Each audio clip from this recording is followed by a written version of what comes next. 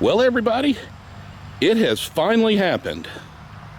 After multiple years, about 3 years of trying to get in, I'm finally going to get in to see the Browns Ferry Tavern. I'm here with my buddy Alex, and we're waiting for another gentleman that's going to let us in, and we're going to hear about this a little bit. Now, if you know about this area at all, the old Great Indian Warpath crossed the north end of Lookout Mountain, and it was opposite Moccasin Bend and the Federal Road, which actually is part of this. This is one of the main reasons why the Browns Ferry Tavern ended up here, is because the Federal Road.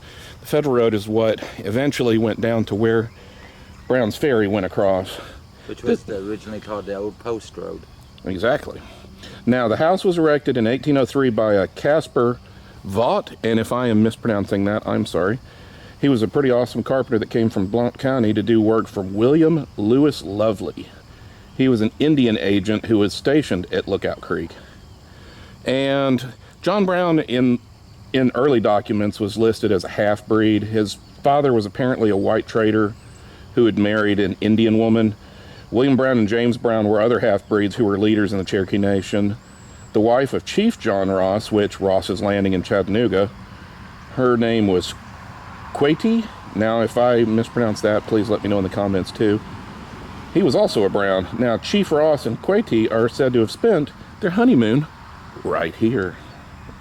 So, obviously, during the time of the Great Removal, he had to go out west, as well as John Brown, and he is said to have later come back. Now, the place remained in the Brown family until 1847, and then William Cummings bought it. And this was the tavern in about 308 acres. Now, I don't know if you can see behind it, the local school has got fields and stuff behind it. It was sold by Elizabeth Brown, and William in 1857 sold the Brown place to Jeremiah Fryer Jr. Now, if you've watched my older videos, the Fryers are definitely prevalent in this area. And the Fryers occupied it up until the Civil War. Then Edgar Boyston purchased the Brown place from Sevier Fryer in 1903, and the tavern and only 130 acres were sold to the West Chattanooga Land Company in 1911. And the property was bought in 1952 by Dr. and Mrs. S.S. Marchbanks, and they restored it. And then the last owner that actually lived in it was a Joan L. Franks. And now, luckily, it's ended up in the hands of the Civil War Battlefield Trust? I probably have that name wrong, but anyway, well, we're going to wait for the gentleman. So come on, guys, let's check this place out. This is going to be pretty awesome today.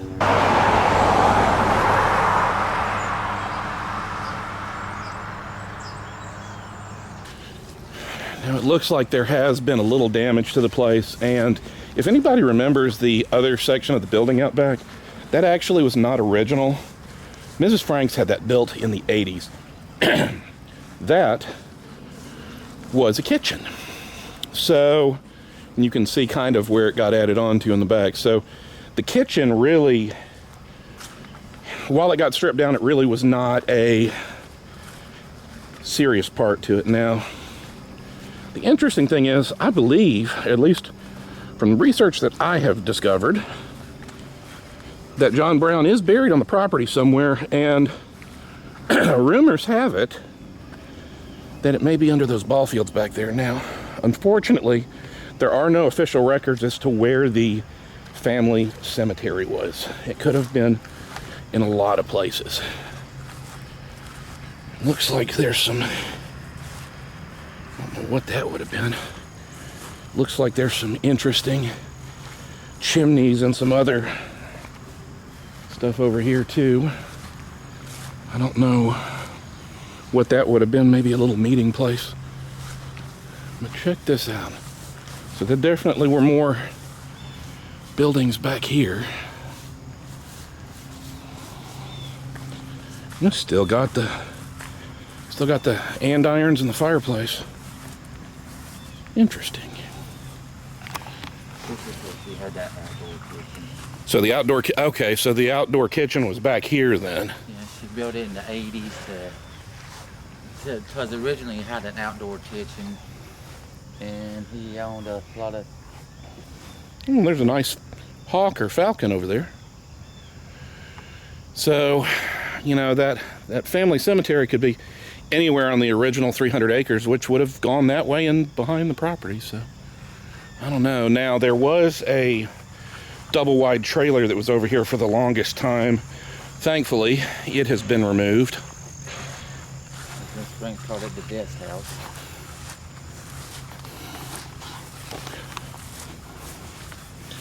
And here are some, I love these little walkways going between all of that. I wonder how original these walkways are. They're not. Oh, they're not. No.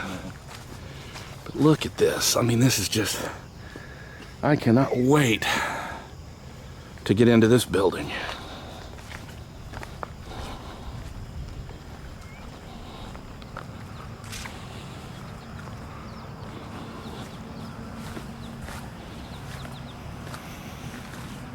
And some people may claim that this is not the oldest building in Hamilton County. And I argue this. There might be one older, but that older one has been taken apart and moved. This has never moved from this location. So, I would say that this is the oldest continuously situated building. Look at this, even all these years later, you can still see the hash marks from where they squared out the stones. That is cool.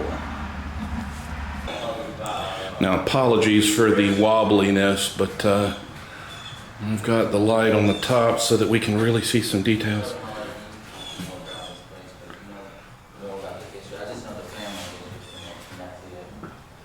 Look at that fireplace.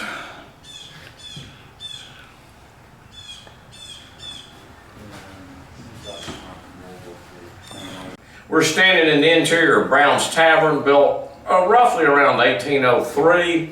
Just recently purchased by the American Battlefield Trust, a land conservation group based in Washington, D.C., that has also bought land down at the Brown's Ferry battle site, and the ferry site that John Brown ran and was associated with his tavern.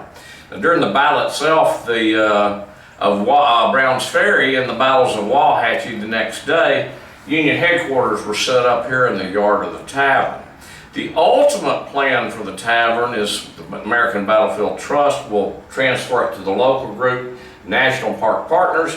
National Park Partners is the old Friends of Chickamauga and Chattanooga Military Park combined with the Friends of Moccasin Bend to create one group. And at that point, the local group will have control of the structure. We do hope to open it for interpretive programs and special events in the future when the COVID crisis has passed. Can I ask you a quick question? Yeah. The rumor has the paperwork I've read, he is very young. Well, I've had a bunch of people tell me he's very done to the ball field back there. But now, to my knowledge, I don't know if there's a period document that says that. Now, I'm going to call it oral history, oral tradition, whatever you want to call it. Also, oral tradition says John Ross spent his honeymoon upstairs. Exactly, that's something I mentioned. I don't know, you hear so many things over the years about this place coming from, Valley Road. Well, the one that gets me is about all how he murdered everybody. I think some ghost outfit's down here telling. It's the Chattanooga Ghost Our Tours. skeletons are piled up deep at the ferry, Well, one, if there'd been any skeletons from that time period, they wouldn't be there now. It's only one all TVA's done in the passage of time. I don't know why they. Well, and if he murdered everybody, nobody would stay Well, exactly. here. Why would you stay here? Well, my friend stayed there, and I've never seen him since. Yes, very possible. These stairs don't hold me because Yeah, that's as far as I know. We'll check this bottom room out here in a minute, but we're going to go upstairs. Go up here, take stuff up here. Oop, dead bird. Oh, I love Look at this. this. Look at this work on these stairs. Sorry, buddy. We don't need any walls around. Now, we did have some squirrels. Well, they're gonna come in different. Well, I'll show you, they're up in this. Yeah, my grandma. Oh, it's got a blue ceiling. Yes, now. Is that Haint? Actually, there's an attic up, so I'm gonna call it an attic. Is that a Haint blue? I believe it is. Yes. Now, I think this part of the dog trot was obviously, you're over the dog trot here. This, I think, was always enclosed, but the lower part was not. Now, this is where you can tell we got squirrel problem. Yeah. They live up there. In fact, if we went to the southern end of the cabin, I can show you their entrances. Look at this. So this would have been open like this to get into the attic space? Yeah. In fact, I believe this upper part of the dog trot, you can see it's got wood logs on either end. It was open and had a floor. Or it wasn't open on either end like below. It was closed and had a floor. Now this water stain, you asked about the water stain, that's been here. I've come down here during some of these driving rainstorms and it hadn't been wet because I'm nearby. So it's old then? Yes. Now, this is where we've got a minor problem going with the log settling right here. So that's why you can't close that window. Now, in the short term, that's not a problem. Long term, it probably is. And that's gonna have to be fixed from the floor all the way up? Probably. And that's expensive stuff. I oversaw the restoration of Nathan Bedford Forest Boyhood Home over in Tennessee. We had to pull a log out. Oof. And totally replace the shake roof. Just the shake roof was $50,000. That was 20 years ago. Anthony, I'm speaking on behalf of the Brown family. Thank you for preserving. Oh, you're welcome. Well, I mean, to me, it's the right thing to do.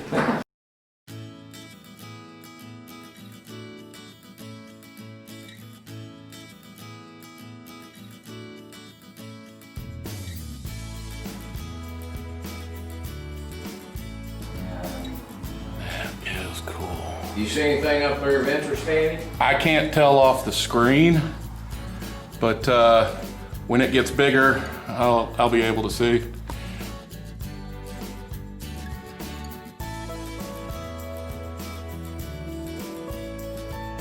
Look at these people. Now, Joan obviously had this electrified, but I'll be honest, fellas, if we left that later and tried to hook electricity up, I'm scared we might have burned them down. There's been that many squirrels in here. What's the condition of the wiring? And like I was saying, my grandmother lived here, well, my great-grandfather bought that house. I wouldn't say bought, he lived here with a sharecropper here in the 20s and 30s. Okay. And he grew corn out there on the down. You know where the elementary school is? Yes, sir. Probably most of the beams. But after that, I suspect most of the flooring and all that's replacement. But I don't know that. Again, I'm very eager to see what this young lady from... I have seen old, like almost this old floors in other log cabins, and they were in this shape. Well, I'm thinking what makes me think newer is the width, the narrow width. See, I've seen them this narrow. Well, they back could in do the that, but 1830s. also if you go through here, you'll notice some are Thin I slats would call like that 50s hardwood floor width. oh yeah. And maybe that moisture area damaged enough of the section that, they had to. I know. I mean, Listen, you tried to preserve it the best you could. I prefer.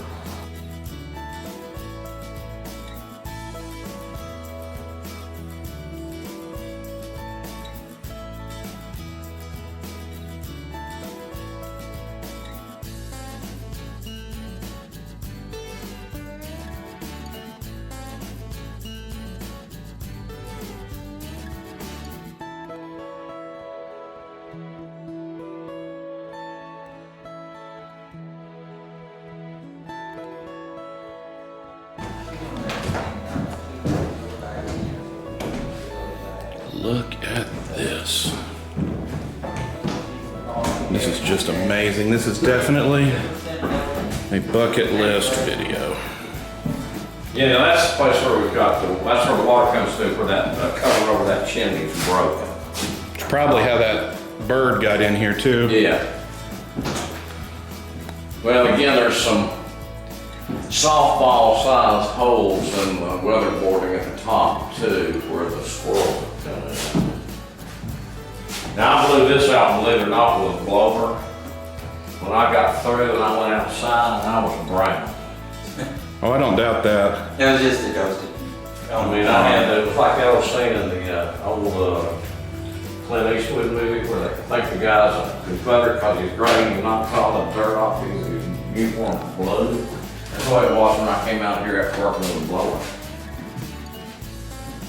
Again, you can see that scratching. Although it would hold up a lot better in here than outside. That's what I tell people. She had a bed right here for us. Those are cool notches. Where that bed made by William Blunt.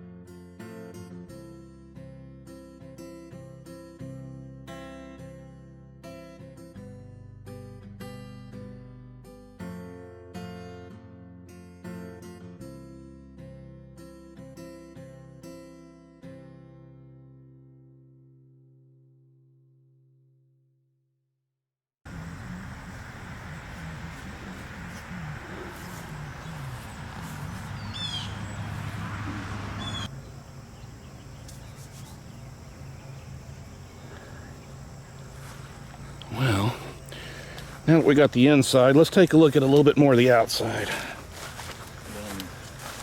Not much to see on the outside side. No, there's not a lot left, but you still have the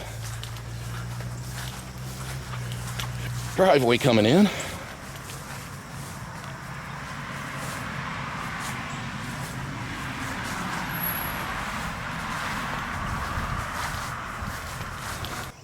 Well, if you look at old Civil War military maps, it really doesn't look like this huge swampy area was there back then. I'd say that what's probably happened is it shows a discrete creek.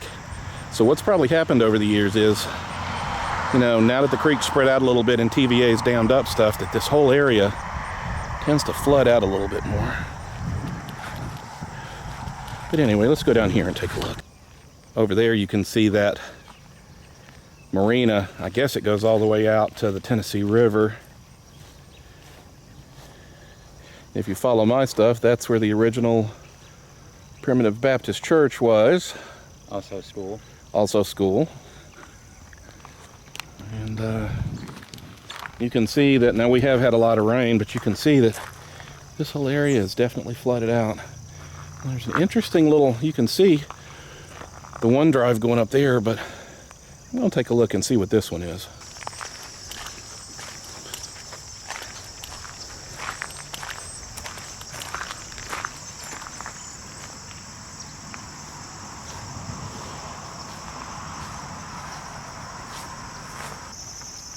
Now at one point,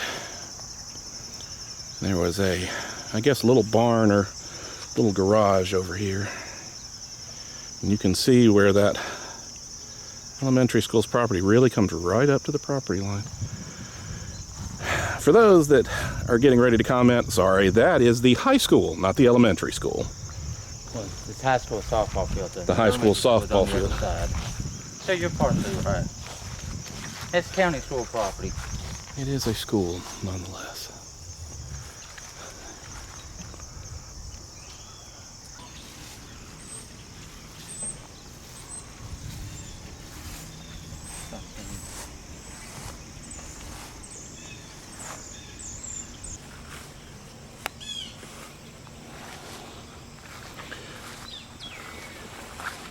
Well, guys, that is it. I finally got to get into the amazing Brown's Ferry Tavern, and with the Battlefield Trust in charge of it and fundraising and renovations coming down the pipe, it is going to be a pretty epic thing. I want to thank my buddy Alex. You're welcome. He was instrumental in helping me get in here. It might have taken 3 years, but it was well worth the wait. Anyway, guys, I am off to go on some more journeys. Until then, why don't you go on some journeys of your own? We'll see you next time. Bye-bye.